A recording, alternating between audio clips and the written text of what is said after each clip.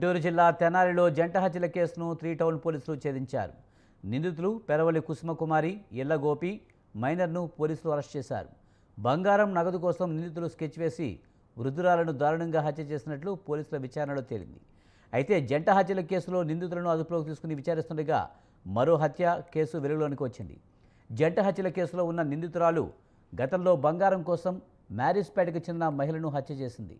ఆ ఘటన వెలుగులోనికి రాకపోవడంతో అదే తరహాలో డబుల్ మర్డర్కి 3 నిందితులు ప్లాన్ చేసినట్లు పోలీసులు నిర్ధారించారు. నిందితుల నుంచి 34,500 నగదు, బంగారు గొలుసు, ఆటో స్వాధీనం చేసుకున్నారు. నిందితులను చాకచక్యంగా పట్టుకున్న 3 టౌన్ సీఐ రమేష్ బాబు సిబ్బందిని డీఎస్పీ జనార్దన్ రావు అభినందించారు.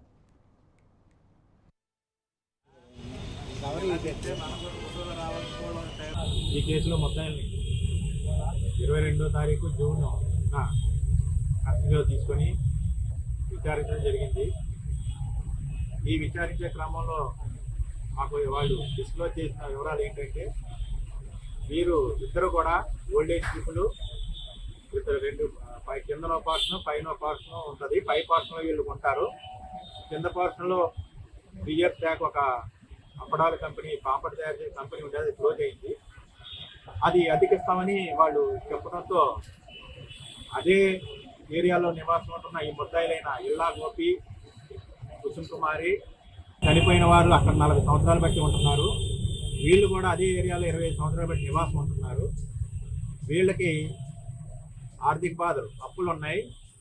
అప్పుల్ని తీర్చడానికి సులువైన మార్గం ఏంటంటే, ఒంటరి మహిళలు ఉంటారు, వాళ్ళు వృద్ధులు, ఎటువంటిగా ఎదుర్కోరు. కోలీవుడ్లో డ్రగ్స్